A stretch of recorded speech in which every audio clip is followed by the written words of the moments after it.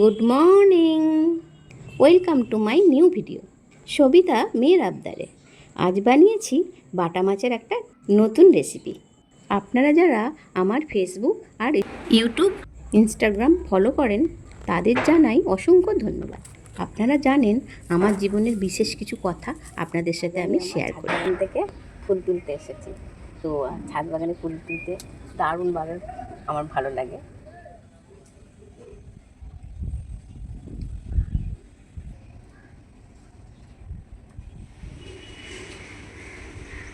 চলুন শুরু করা যাক আজকের দিনের শুরুটা। এই ফুলটা বেশি সুন্দর, তাই না? এই হচ্ছে আমার মা, যাকে প্রায় আপনারা ভিডিওতে দেখতে পান। ভালো লাগছে মা আর ছাদ বাগানে এসে। মা ছাদ বাগানে প্রায় আসে, আর এখান থেকে অনেক গাছের পাতা তুলে তুলে খেয়ে নেয়। কিন্তু এই যে অরল গাছ হয়েছে না, অরল পাতা, আমার মা সকালবেলা আসবে আর এই অরল পাতা তুলে তুলে খেয়ে নেয়। এটা হচ্ছে জন্ডিসের ওষুধ। এই পাতা যদি সকালবেলা খালি পেটে আর 8-10টা খাওয়া যায়, তাহলে জন্ডিস ভালো হয়ে যায়। তার জন্য আমি লাগিয়েছি অরল গাছ, অরল দানা লাগিয়েছি, তাই অরল গাছ হয়েছে। আমার মা খাবে বলে। আর অরল কড়াইও হয়, অনেক অরল কড়াই হয়। এটা হচ্ছে বাটা মাছ, বুঝেছো? বাটা মাছ আমি খুব ভালোবাসি। হ্যাঁ, বাটা মাছের সাইজটা মোটামুটি খারাপ না, আর একটু বড় হলে আরও বেশি ভালো হতো আর কি। তো আজকে এই সাইজেরই পেয়েছে, সেই কারণে এটা এনেছে। তো এই যে এই মাছগুলো এইভাবে এইগুলো সব পরিষ্কার করতে হবে, ডানাগুলো এই আঁশ ছাড়াতে হবে। আঁশ ছাড়িয়ে দিচ্ছি।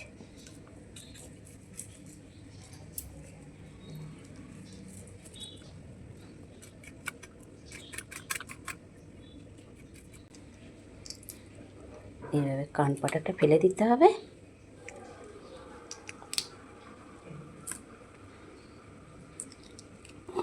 ফুলকোগুলো ফেলে দিতে হবে। এগুলো সব নোংরা, তো পরিষ্কার করে নিতে হবে।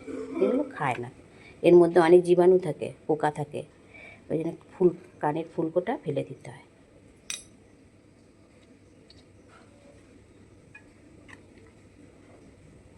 এরকম পেটটা পরিষ্কার হয়ে গেল, হয়ে গেলো মাছ বাছা।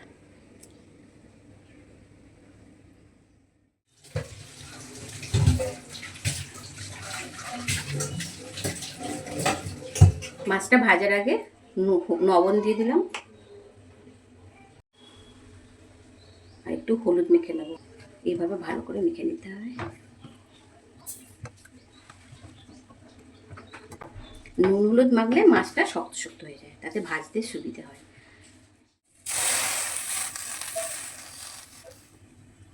সাদা তেল দিয়ে করবো, ভাজবো মাছটা। হ্যাঁ,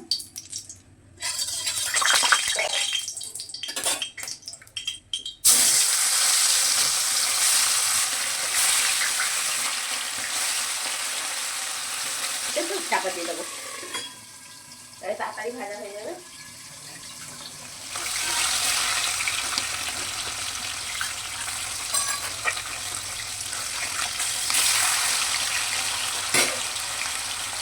এক পিঠ হয়ে গেল, আরেক পিঠ ভাজলেই হয়ে যাবে।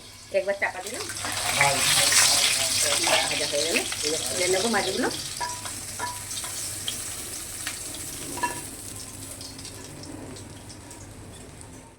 সাদা সর্ষে দিলাম, পোস্ত দিলাম। এবার এটা সিলে বেটে নেব। আমার বরের এক প্রিয় দাদা, ওনার বাড়ি গঙ্গাসাগরে। ওনার বাড়িতে করমচা গাছের চাষ করেছেন, সেখান থেকে আমাকে করমচা এনে দিয়েছেন। সেই মাছ ভাজার তেলেই এই হচ্ছে করমচা। করমচা হচ্ছে এগুলো, আমি ভেতরে দানা ছিল সেগুলো ফেলে দিয়ে এগুলো 2 চালা করে দিয়ে দিলাম, একটু ভেজে নেবো।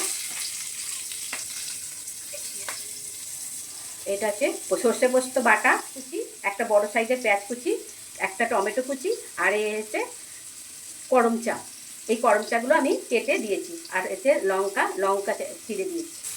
এর মধ্যে তুলে দেবো টমেটো কুচি, পেঁয়াজ কুচি, লঙ্কা কুচি, আর এই এতে দিয়ে দেবো সর্ষে পোস্ত বাটা। সর্ষে পোস্ত বাটা শিল দেওয়া জল, জল ঢেলে দেবো। এটা কিছু ভাজা লাগবে না, জল ঢেলে দিই। এটা একটু ফুটে যাবে, ফুটে গেলে তারপরে দিয়ে দেবো মাছ। 4টে বাটা মাছ করবো, সেই আন্দাজ মতো লবণ দিয়ে দিলাম। আচ্ছা, এই রান্নাটা হলুদ ছাড়া হবে। একটু নেড়ে দিলাম। এবার দিয়ে দেবো, চাপা দিয়ে দেবো। ঝোলটা ফুটে গেলে মাছটা দিয়ে দেবো।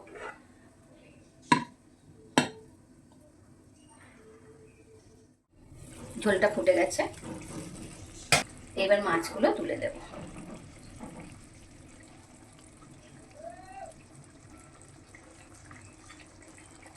এভাবে ভালো করে ঝোলের মধ্যে ডুবিয়ে দিতে হবে। টমেটোগুলো গালবো না, এগুলো গোটা গোটা থাকবে, তবে তো খেতে সুন্দর হবে।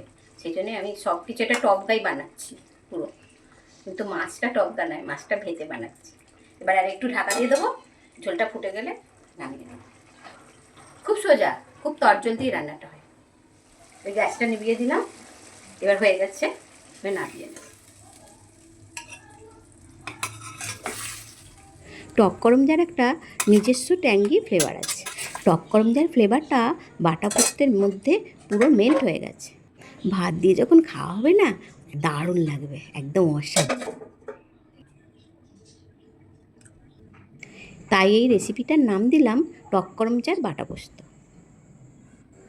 এই ট্যাঙ্গি ফ্লেভারটার জন্য আমার জিভেই জল চলে আসছে।